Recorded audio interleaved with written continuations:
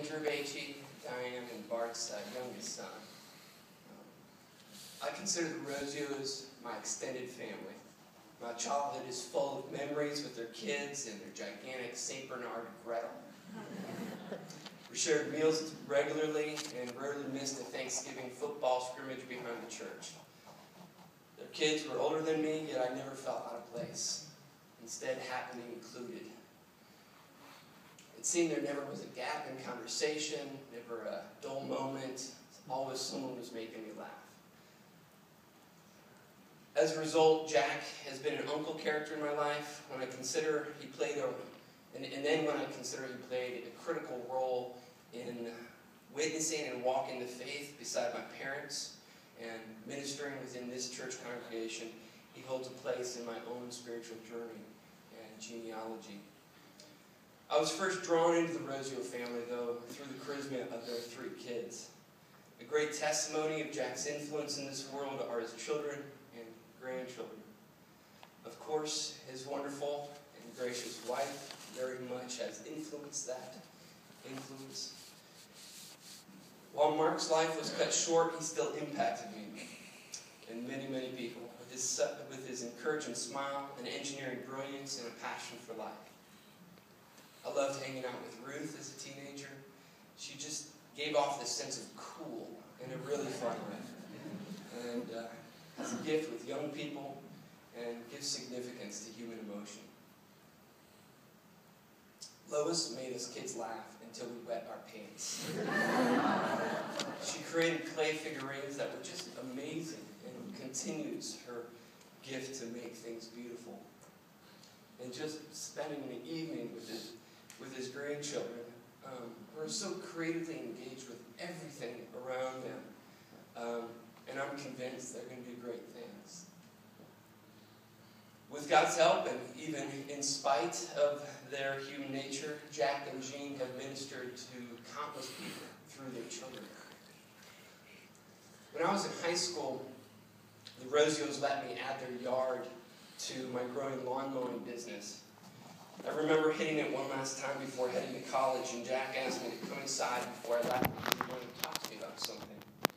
As I walked through their kitchen looking for him, I just wondered what parting words of wisdom he would have for me.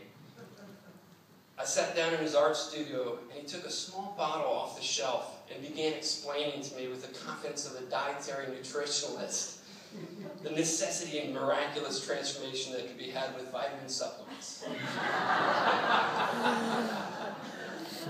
I'm sure some of you remember Jack's excitement about new products and convincing arguments about them.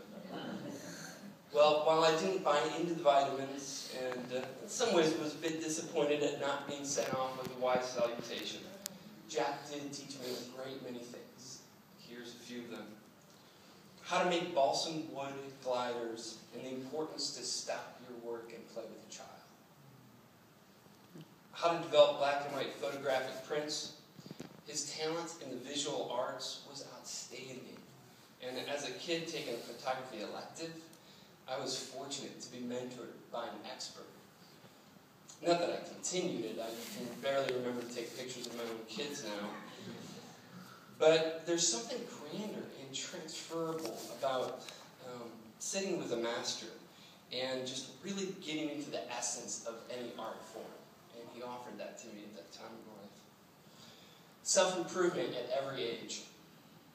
Jack was incredibly gifted and intelligent, but he was human and had serious struggles.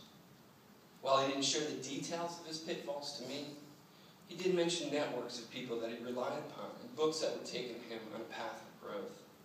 I was a grad student when we were having those conversations, and I realized then that learning and personal change doesn't end after our degrees. And finally, tell a story. If you've spent time with Jack, you've heard a story. He could make a good story from every situation. He just recently was telling me this hilarious story about him and my dad painting some boards that just kind of went awry. And it just tickled me. Walk around his home and you will see series of, you'll walk around his home and you'll see stories on the wall. And the pictures that he shot and the paintings that he drew, just amazing. Once, a very, very long time ago, he told my parents the greatest story ever told. And in turn, they lived that out.